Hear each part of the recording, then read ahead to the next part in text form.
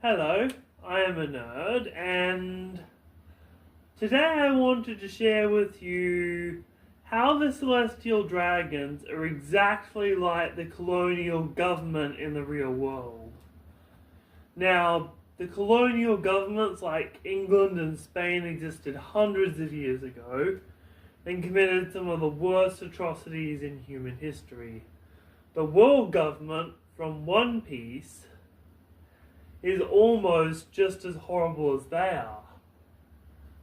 And I just want to get into how the Celestial Dragons may be a metaphor for the colonial system.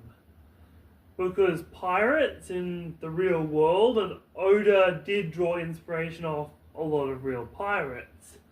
So without any further ado, let's get into it. Point number one. Both governments are extremely corrupt. Let's use Great Britain as an example.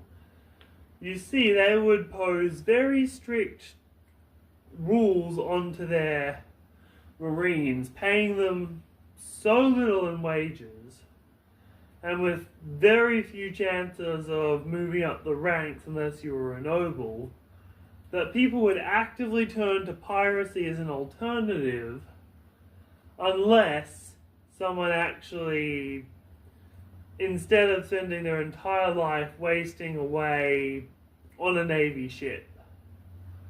And it gets even crazier, because the world government, it tricks their citizens with promises of valor and glory, which is a tactic definitely used by Great Britain to get its citizens ready for war, especially at the very beginning of World War One.